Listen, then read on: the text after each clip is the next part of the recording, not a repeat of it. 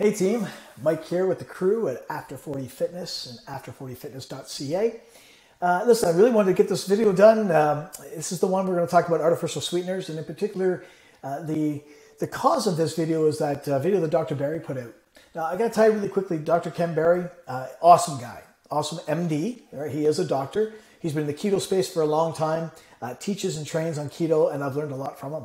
Like lots of respect. He did a video about a year ago on nitrites and nitrates. That was an eye-opener. You know that whole myth, I shouldn't say that. Maybe you're living under the impression that processed meat is problematic because of the nitrates. He blew that out of the water. Okay, really good guy, good information typically until this video. So this video this week about artificial sweeteners and their impact on your and my journey, our fat loss, our ability to burn fat. Oh my God, just, man, it set me off. It set me off, and so I thought I'd do a video that kind of tore apart his very short video. He said a lot to me that was controversial in no time, in 5 minutes. So we're going to make a quick little analysis of it, go through the study that he quoted in his study, and kind of give you a feel for how I like to look at things, right? How I like to apply the lens of science, particularly where I see confirmation bias at play. When I'm done this video, I'll put a link to his video below. Do me a favor. Watch my content. Watch my next 10 minutes as I talk about his video, and then by all means, click on his link, go on the link, go watch that video. Points. In his video, he's going to make 3 reasons, or give you 3 reasons why artificial sweeteners, even though the study is about sucralose, artificial sweeteners can impact your fat loss journey.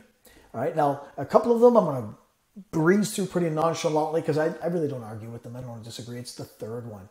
It's the third one in particular where he brings up a topic called cephalic phase insulin response, or CPIR for short. If you haven't heard about that, this is going to be interesting for you. So sit tight for a second. Let's get into his intro. And point number 1, which we'll talk about very quickly. Right back. So you've been doing everything that diet guru told you to do, but your weight loss has been less than spectacular. I don't understand the need for that sarcasm. I don't understand why I start a video with you. You've been doing everything that diet guru told you to do. That's nonsense. But anyway, long story short, I want to get that out of the way. Reason number 1 is that many of the sweeteners can lead to fluid retention. And fluid weighs the same thing on the scale as fat. And so many people will be actually burning fat but holding fluid, and the scale doesn't look like it's moving. Okay, so point number 1, who cares? A little bit of fluid retention. You know something? Here's where I want you to be pragmatic with me. Okay, let's be totally utilitarian here for a second. What's the purpose, or what is the impact on the body of fiber? I'll tell you what it is. It's non-digestible. Therefore, it flows through your intestinal tract into the colon and draws in water, causing water retention. That's one of the features of fiber. So in that regard, sugar, alcohols, maybe some artificial sweeteners, I don't know, he says so let's take his word for it, can do the same. All right. Now, here's the difference. Okay. Again, being pragmatic. I don't know about you, but let's say I have, do you ever drink like a sugar-free Rockstar or a sugar-free Monster? Let's say you have a sugar-free Monster. I think it's got like 70 or 80 milligrams. Milligrams, mind you. Let's say it's 100. Let's round up and say, for the sake of argument, 100 milligrams of sucralose in a sugar-free Rockstar or sugar-free Monster. So that 100 milligrams is going to get to your colon undigested, and it's going to absorb some water just like fiber. Now, your goal is to get grams and grams. I don't even know. Is it 20 grams a day of fiber in your diet? Okay, so if you're doing that, if you're worried about fiber, what do you care about the 100 milligram? Hold on a second. Or do you actually believe that 100 milligrams of sucralose or 70 milligrams of aspartame in a Diet Coke can hold, what, cups? A liter of water, right? Pints a pound the world around. So for you to stall, now, Dr. Barry says, if you're losing weight, but you're retaining water, the scale won't move. Okay, so if you're losing fat, let's say you drop a pound of fat, do you truly believe that having a sugar-free Monster once a day, hypothetically, 100 milligrams a day is going to store a pound a week of water? Come on, you're not being pragmatic and you're not being honest. That's not the case. You would have to be ingesting pounds of erythritol, pounds of monk, pounds of sucralose to matter, to retain so much and bloat so much that it would offset your fat loss. All right, so I'm not going to argue with point number 1. I don't care. If you get a little bit of water retention and it acts like fiber in the intestine, and you have easier movements, God bless. There's a bonus, right? Because we're talking what, maybe a cup. I don't know about you, but I never retain. I never get diarrhea from monk or erythritol. If you do, you have an intolerance. Now, you may call that, to me, that's like magnesium. I love magnesium. In fact, I occasionally take magnesium oxide for the very reason that it makes it easy to eliminate. You with me? So to me, that might just be that cup of water. If it does happen for you with xylitol or erythritol or monk or stevia or sucralose, God bless you. I'm jealous. Okay, I have to take magnesium oxide to get that effect. So I call that a bonus. However, make no mistake, if you do retain a cup or two of water because you had a sugar-free Monster or a Diet Coke, okay, that's very short-lived. That's gone the next time you eliminate. Right? So it's not like it's going to stall you for a week. Nonsense. What are you having? 4, 5, 6 Diet Cokes a day? All right, now you have a different problem. But sure, I'm going to concede point one. Let's go on to point number two. Number two, using artificial or sugar-free sweeteners may actually call up your carbohydrate addiction. And in many cases, this can cause someone to fall off the wagon and then gain back all the weight that they've been trying to lose. Totally love number two. You know, Dr. Berry's right. If you're one of those people who has a Diet Coke and because of the aspartame in it, you now crave other foods, I'm going to compare that to an intolerance. Not quite an allergy, but if you have an intolerance for, let's say, monk, and you have a sugar-free fat bomb that's made with monk sugar, and all of a sudden you're craving a bag of Doritos, you should avoid monk. All right. Now, I don't think that's a blanket statement that applies to all artificial sweeteners. I get it from Swerve. Swerve makes me want to, when my wife makes a treat with Swerve in it, that makes me want to go out and gorge on a liter of ice cream. So I try to be very careful when it comes to my content of Swerve, whereas I don't have that problem at all with sucralose or aspartame. All right, interesting. So it could be a very individual thing. We could be talking about something that applies to one person and not another. And so you need to know your limitation. You need to know if all sugar substitutes or one or two or none at all. Okay, so, but let's again be pragmatic. Let's put on our thinking caps here and say for a second that, let's suppose for a second that aspartame did it for me. It doesn't, but let's say that I put back a can of Diet Coke or Coke Zero and I just crave a bag of Doritos. All right, let's say that all of a sudden I'm falling off the wagon and I can't help myself. I got to have a bag or two of Doritos sitting on the couch. Okay, and I put down 2,000 calories in a cheat meal because I cheated, because I fell off the wagon, as he says, and I blew it up. Okay, now I'm going to concede to you that in that case, the artificial sweetener is a contributing factor. Make no mistake, it fired up my addiction. However, again, that's knowledge. I should know to avoid it. I should know very quickly. I'll fall off the wagon one time. How many times do you have to fall off the wagon before you learn? Second, though, what caused me to stall? Was it the artificial sweetener? Be honest, it's not. It's that bag or two of Doritos. It's the 2,000 calories of ice cream. Okay, so I concede it's a contributing factor, but I don't like the fact that we're blaming an artificial sweetener because I fell off the wagon. That's my willpower, and I didn't even at that point in time have a modicum of willpower. I gave in, and I'm going to feel crappy about it. I'm going to feel absolutely shitty about myself the next day, but I'm going to get right back on the wagon.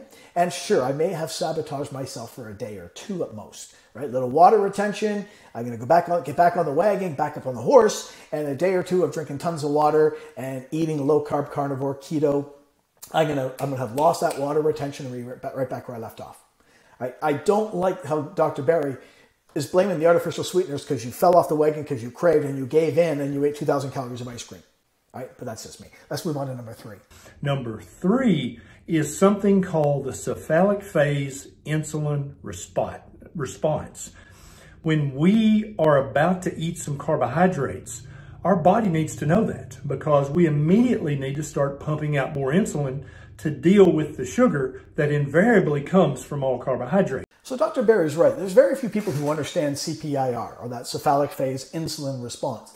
What that means, by the way, just in case you've never heard of it before, you should just look it up. Okay, you can do a lot of scholarly reading on CPIR, but it is a mind digestion connection where the mind tells the body, because of these taste receptors in our tongue, or the method of chewing in particular is a big one, masticating, to get ready for food. And it lubes up our digestive system. It lubes up our stomach, gets the juices flowing, if you will. And there's clinical terms for all of this, as well as the beginning of the intestinal tract to expect food. Now, the insulin response is the problematic part. CPIR expressly refers to the pancreas releasing insulin in anticipation of imminent food. Imminent food. In fact, Dr. Berry explains it right here. Hold on. And so when you put something sweet in your mouth, immediately your insulin goes up.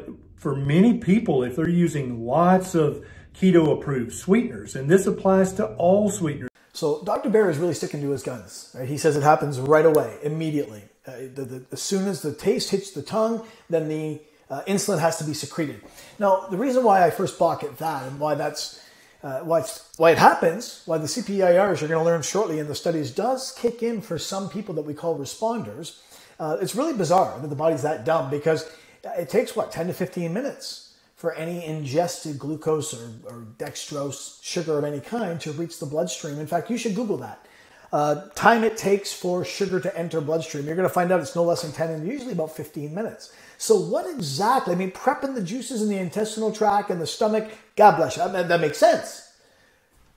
Why this insulin secretion happens? Don't know. However, let's set it aside for a minute, because you're going to find out that it does actually happen for a subset of people. He mentions a couple of things that are kind of interesting. He says right away it applies to all artificial sweeteners. So if you can find one that applies and shows and proves to all of them, because the two studies, by the way, guys, the two studies that Dr. Berry is about to use, one tests saccharin and the other one tests sucralose. So very specific, doesn't test them all, tests just a couple. And in both cases, there were a few responders, but not everyone like he makes it sound. Not it's guaranteed to happen. It was, it's not like it's applies to all sugars, to all people.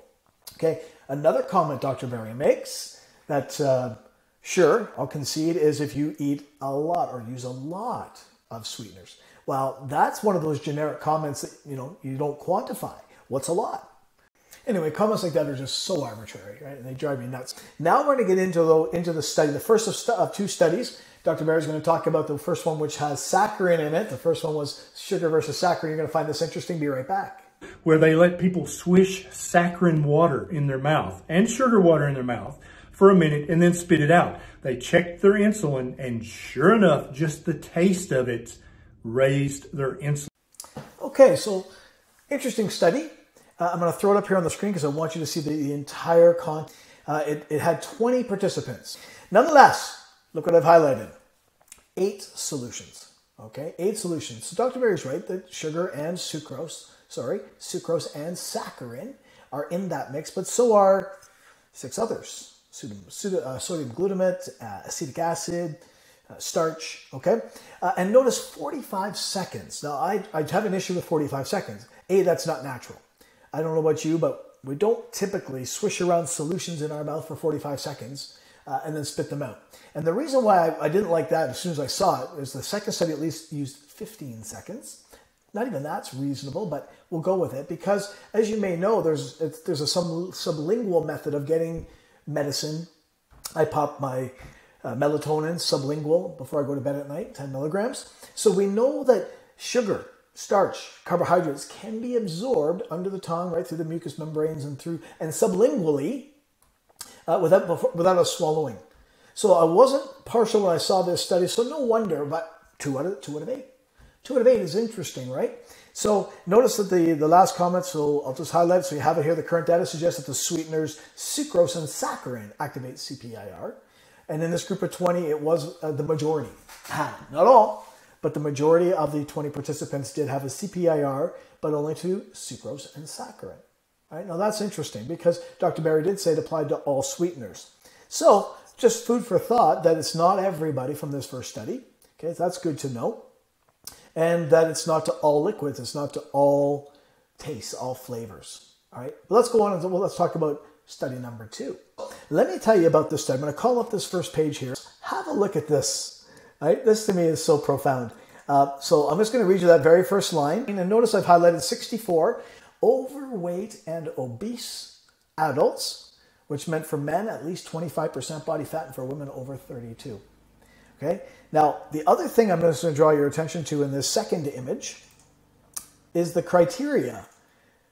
Right? I hope that showed up as well. The study was conducted exclusively in individuals, interesting, with overweight or obesity, who were neither restrained eaters nor disordered eaters, interesting enough, but may have been insulin resistant. Now, my comment on this is going to be one of 2 things. I'm going to comment on both the fact they're not restrained eaters. Therefore, they ate at will. They were standard American dieters. Right? They weren't keto or carnivore or used to limiting carbs. So therefore, they were trained that if something sweet hit their tongue, oh my God, body, you can expect to see food. You can expect to see carbs because it's sweet, and therefore you can expect to see calories.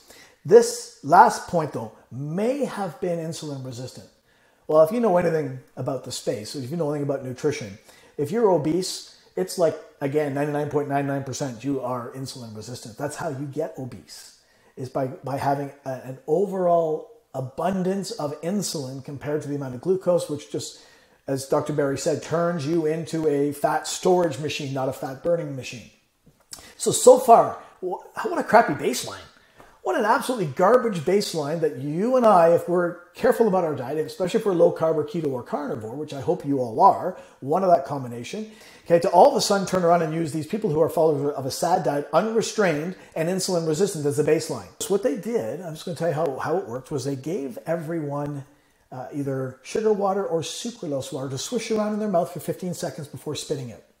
Okay, and they gave it in two different ways. It could have been a sugar cube, so solid sugar cube, or sugar water, or again, something solid with sucralose in it, so you had to chew, or something that was liquid, like call it a sugar-free Monster. Right? It could have been something just like that, with some sweet flavor, but with sucralose as the sweetener.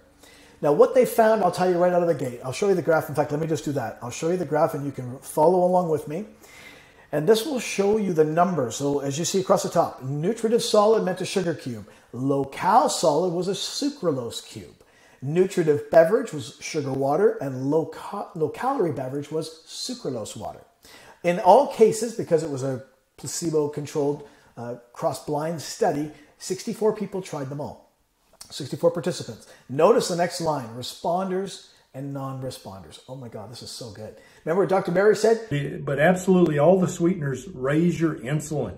They may not raise your blood sugar. Your insulin's a whole nother thing, and all the sweeteners raise that. It absolutely will. It applies to all sweeteners, and it absolutely will spike your insulin. Now, in this group of obese with insulin resistance, followers of a SAD diet and unrestricted, notice, nutritive solid rates with sugar cube, less than half. Of the 64, responders were 29, non-responders 35. More than half didn't respond.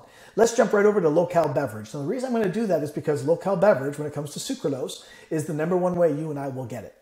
Could be that ice water beverage from Costco. Could be, like I mentioned, the sugar-free Monster, sugar-free Rockstar. Sucralose is very tough to get. I don't know if you can get it in solid form. I actually don't. I've never seen sucralose in solid form. So the fact that there's a low-cal solid, God bless them. I don't even care. Let's go right over to how you and I would probably get aspartame or sucralose or whatever we're getting, and it's in liquid form. Right? When it comes to those two particular, sure, monk and erythritol and xylitol come in powder. Okay, so that might be something that we can see down the road in a future study because none of them were considered, despite the fact Dr. Berry said it applied to them all. All right. Now notice, low-cal beverage, 64 participants, responders only 25. 25. 32 was half. 25. So let's call it 40%? I think that's about 40%.